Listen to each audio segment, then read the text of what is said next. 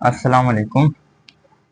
हमने series start की हुई है पाकिस्तान एटॉमिक एनर्जी कमीशन में किन्फू की मियांवाली की जो टेस्ट आए हुए हैं diploma base and associate degree base. Return test होगा 20 सितंबर को इंशाल्लाह। अगर आपने अप्लाई नहीं किया, अप्लाई का प्रोसीजर नहीं आता, तो अभी हमारी शॉर्ट वीडियो में जाएं। शॉर्ट वीडियो में आपको इंशाल्लाह पूरी तफसील दी है कि किस तरह अप्लाई होगा और आखिरी डेट क्या है, क्या उम्र मांग रहे हैं। 25 उम्र मांग रहे हैं। तो इंशाल्लाह आज हमारा लेक्चर 3 है और लेक्चर 3 जो है हमारा है जो पाकिस्तान एटॉमिक एनर्जी का सैंपल पेपर जो दिया हुआ है। सैंपल पेपर सैंपल पेपर जो है ये 2022 का है। ये इसलिए दिया हुआ है कि स्टूडेंट्स को पता चलेगा किस तरह के क्वेश्चन आएंगे और ये अहम है। अगर आपने हमारे पिछले 2 लेक्चर्स नहीं देखे, ट्रेनिंग की, ये 1 साल की ट्रेनिंग है पाकिस्तान एटॉमिक एनर्जी कमीशन की जो मियांवाली और कराची में दी जाएगी। हमारे पहले लेक्चर में है एसआई यूनिट्स बेसिक्स जो मोस्ट इम्पोर्टेंट है इस सिलेबस के हवाले से, और दूसरा जो है वो ड्राइव यूनिट्स है, वो भी मोस्ट इम्पोर्टेंट है। अब हम स्टार्ट करेंगे।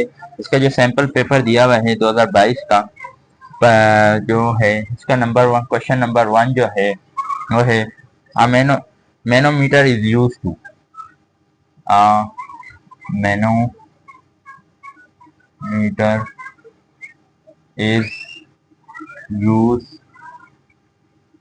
To a manometer use to. तो इसका करेक्ट आंसर है ये इस पैमाइश के लिए इस्तेमाल होता है प्रेशर ऑफ लिक्विड।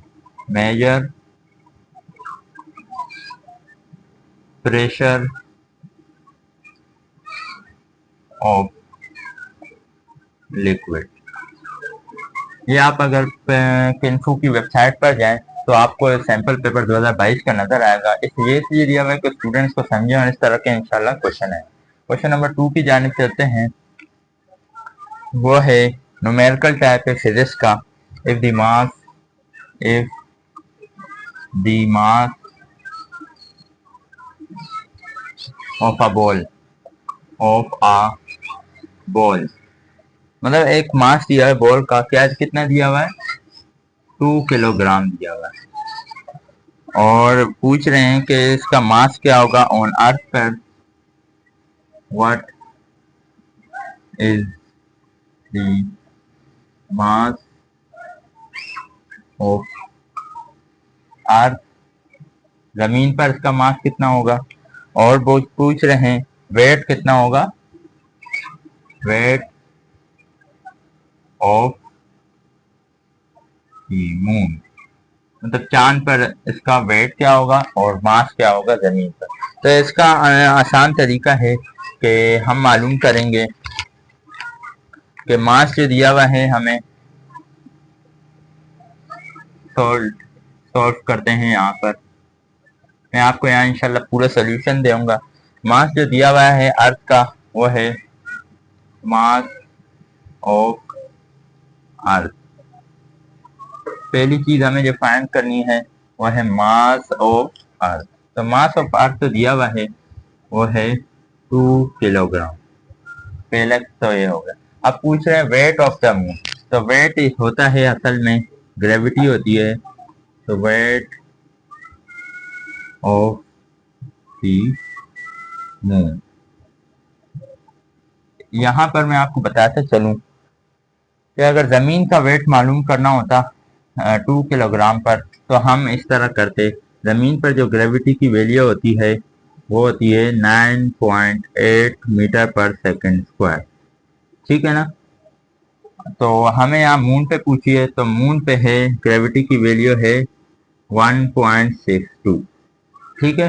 तो अभी 2 किलोग्राम हमें दिया हुआ है, 2 मल्टीप्लाई 1.62 आ जाएगा जो है ग्रेविटी ऑफ द मून। समझे।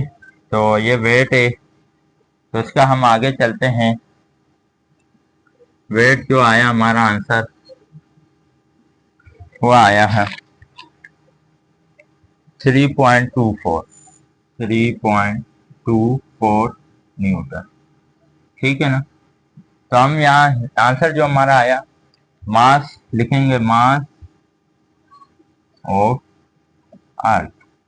मास ऑफ अर्थ तो हमें बताया हुआ था, वो है इज 2 किलोग्राम। और हमने जो चीज अभी मालूम की वो है वेट ऑफ मून। मून का वेट जो मालूम किया वो है 3.24 न्यूटन। ये मून पर है। अगर अर्थ पर मालूम करते तो हम 1.62 की जगह ग्रेविटी की वैल्यू 9.8 पुट करते। तो ये हमारे पास पार्ट 2 हो गया। तो हम ये आप इसके कॉपी कर लें, नोट डाउन कर लें, समझ लें। मैं इसको मिटाता हूँ। नोट डाउन कर लिया? ठीक।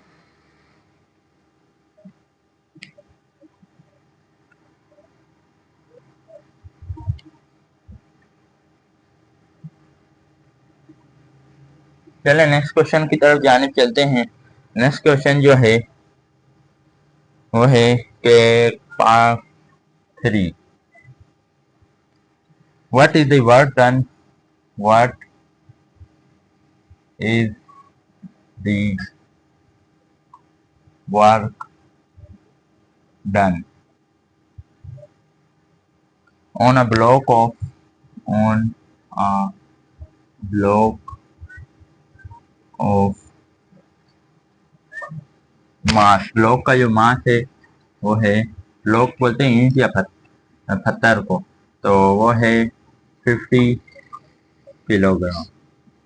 अब इसमें पूछ रहे हैं हमसे कि फोर्स भी दी हुई है। इफ फोर्स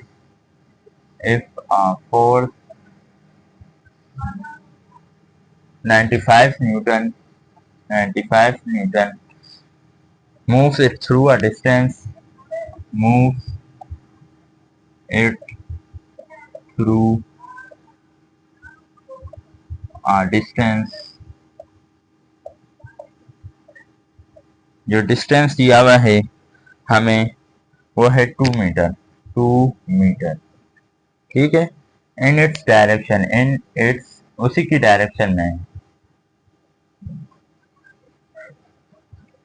तो हम इस तरह इसको मालूम करेंगे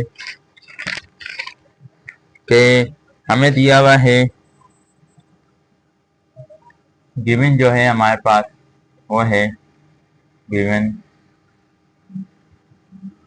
मास दिया हुआ है 50 किलोग्राम और फोर्स दी हुई है, फोर्स कितनी दी हुई है 95 न्यूटन एंड डिस्टेंस दिया हुआ है 2 मीटर। तो according to work done formula W is equal to force multiply distance. इसमें डायरेक्शन, इसमें मतलब वो डायरेक्शन बोले जहां पर मास है, जहां पर फोर्स लगी उसी डायरेक्शन है, तो डायरेक्शन तो 0 हो जाएगी। अब फोर्स हमें दिया हुआ है 95 मल्टीप्लाई डिस्टेंस दिया हुआ है 2। तो 95 को जब हम 2 से मल्टीप्लाई करेंगे तो वो आ जाएगा 192 joule is the unit of work. ठीक है ना।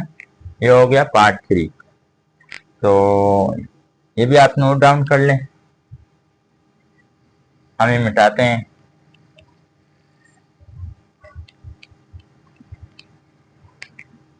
अब हम चलते हैं पार्ट 4 की जानिब। पार्ट 4 जो दिया हुआ है वो है केमिस्ट्री से मुतालिक। हमने जो पहला पार्ट किया वो फिजिक्स का था, दूसरा part numerical physics, third part भी न्यूमेरिकल फिजिक्स, फोर्थ पार्ट जो है वो केमिस्ट्री से मुतालिक है। ये सैंपल पेपर आपके 2022 का जो वेबसाइट पर किन्फू की वेबसाइट पर अपलोड है उसका सोल्यूशन बता रहा हूँ। तो the process in which solid in which solid converts directly into gas,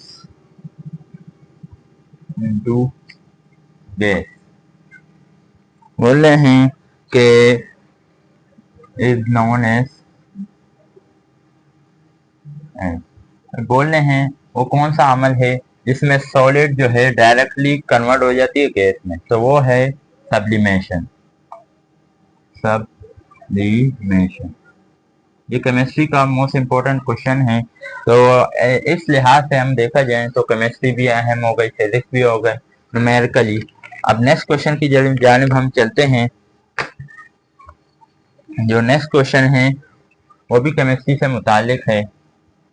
question number 5 बोल रहे हैं what is the effect of base on red litmus paper.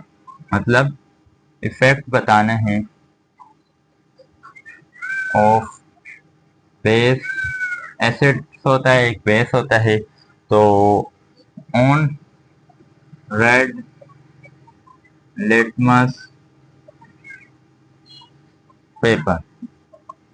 मतलब बोल रहे हैं अगर हम रेड लिटमस पेपर ले लें तो उसका असर बेस पर क्या होगा, तो वो ब्लू हो जाएगा। लिखेंगे इट टर्न्स ब्लू। समझिए, effect of base on red litmus paper it turns blue. तो ये केमिस्ट्री के दो क्वेश्चन आ गए। इस तरह क्वेश्चन नंबर 6 की जानिब चलते हैं। क्वेश्चन नंबर 6 जो है हमारा है वो भी फिजिक्स और केमिस्ट्री से मिलाकर है। तो है कि इसमें से बोल रहे हैं टू स्टेटमेंट कौन सी है। Mass of product in fusion reaction, mass of product in fusion reaction. अगर आप देखें फ्यूजन रिएक्शन में अमल ये होता है कि जो मास ऑफ प्रोडक्ट होता है वो ओरिजिनल न्यूक्लियस से कम होता है। तो इसका जो आंसर है टू स्टेटमेंट जो है mass of product less than original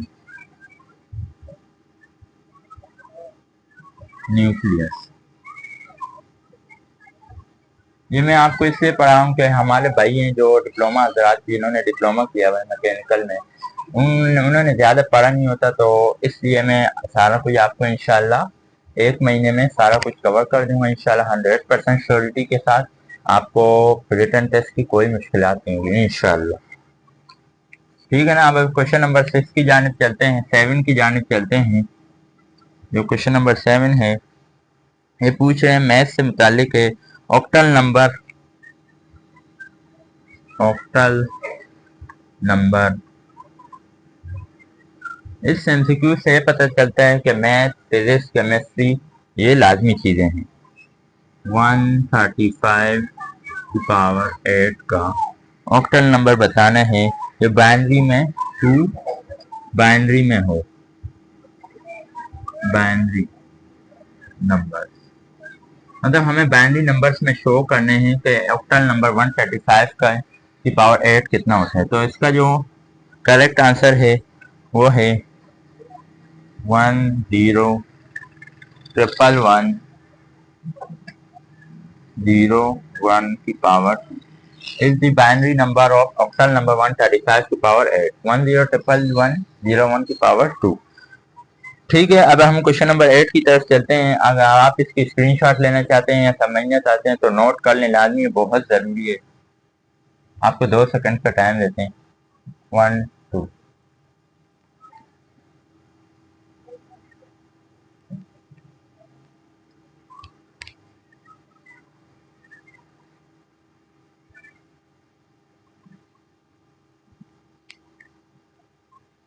तो नेक्स्ट जो क्वेश्चन है वो भी मैथ से मुतालिक है। क्वेश्चन नंबर 8,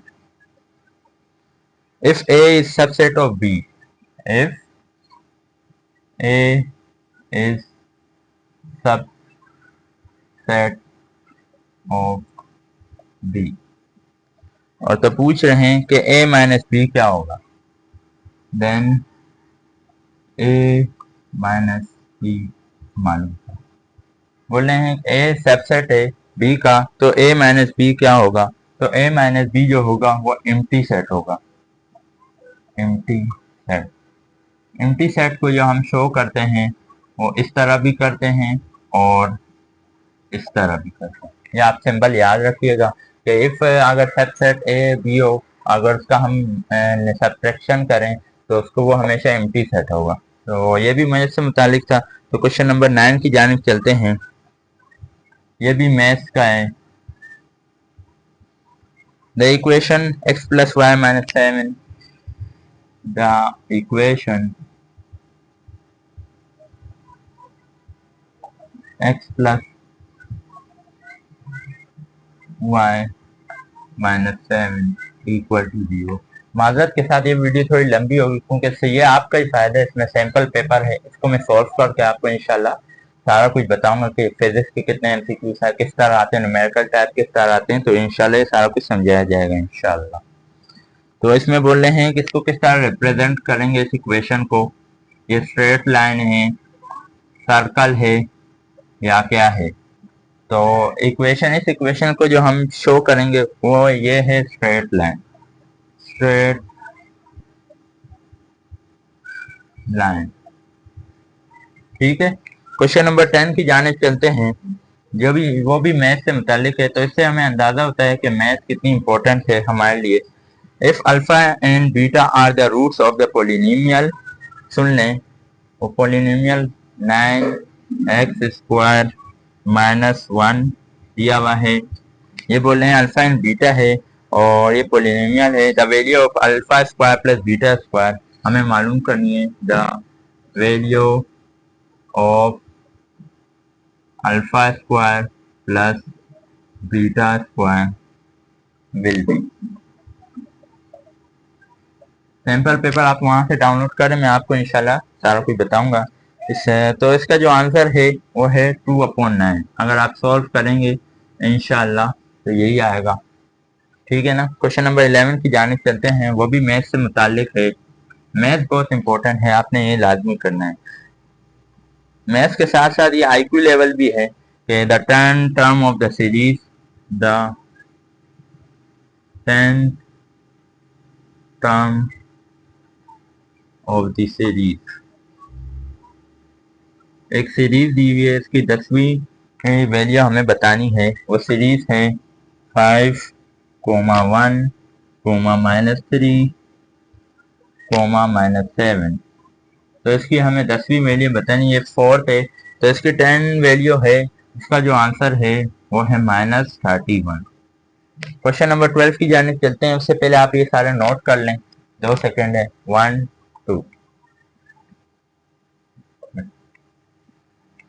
क्वेश्चन नंबर 11 जो है ये भी मैथ्स के मुतालिक है। मैथ्स के हमारे पास 4 क्वेश्चन हो गए, तो इससे पता लगता है कि मैथ्स कितनी इंपॉर्टेंट है फॉर दिस रिटन टेस्ट है। तो आपने मैथ्स की तैयारी इंशाल्लाह अच्छी रखनी। मैं आपको इंशाल्लाह मैथ्स का सारा, फिजिक्स का इंशाल्लाह सारे रिटन टेस्ट की इंशाल्लाह 100% तैयारी कराऊंगा। तो चलते हैं क्वेश्चन नंबर 12 की जानिब। If A greater than 0 and b less than 0, then तो इसका जो है बोल रहे हैं ए बड़ा है 0 से, बी छोटा है 0 से। तो ए और बी जो हैं वो दोनों हैं छोटे हैं 0 से, क्योंकि बी नेगेटिव में आगे छोटा है, तो इस वजह से आंसर ये होगा। ये है पार्ट 1। इंशाल्लाह हम पार्ट 2 आपको अगली वीडियो में कराएंगे, क्योंकि लंबी वीडियो हो रही है। तो चैनल को जरूर सब्सक्राइब कीजिएगा, इसमें आपका ही फायदा है। इंशाल्लाह पार्ट 12 तक हमने यहाँ तक कर लिया है। इंशाल्लाह पार्ट 13 अगले हिस्से में करेंगे। ठीक है, हमें इजाज़त दीजिए। अस्सलाम वालेकुम।